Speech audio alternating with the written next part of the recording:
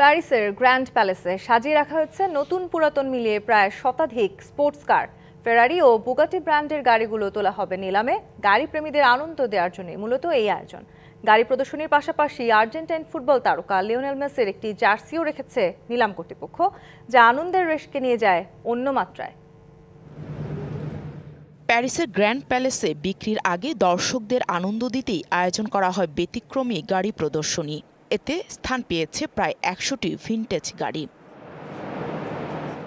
দুটি আকর্ষণীয় মডেলের ফেরারি গাড়ি রাখা হয়েছে নিলামের প্রথম সারিতে। গাড়ি দুটি হল 166mm বার্চেটা এবং অন্যটি 555 সুপার স্কোয়ালো। এগুলোর মূল্য হাঁকিয়েছে নিলাম হাউস বোনহ্যামস।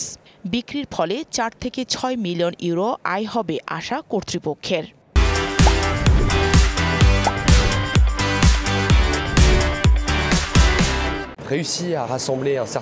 আমরা একটি নির্দিষ্ট সংখ্যক গাড়ি সংগ্রহ করে একত্রিত করতে পেরেছি, যা একেবারেই ব্যতিক্রমী। এখানে আমাদের গাড়ির বিশাল বৈচিত্র্য রয়েছে।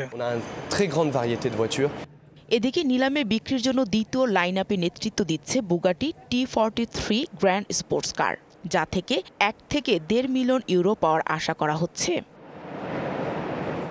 তবে গাড়ির পাশে আর্জেন্টাইন ফুটবল তারকা লিওনেল মেসির একটি জার্সিও প্রদর্শনীতে রাখা হয়েছে।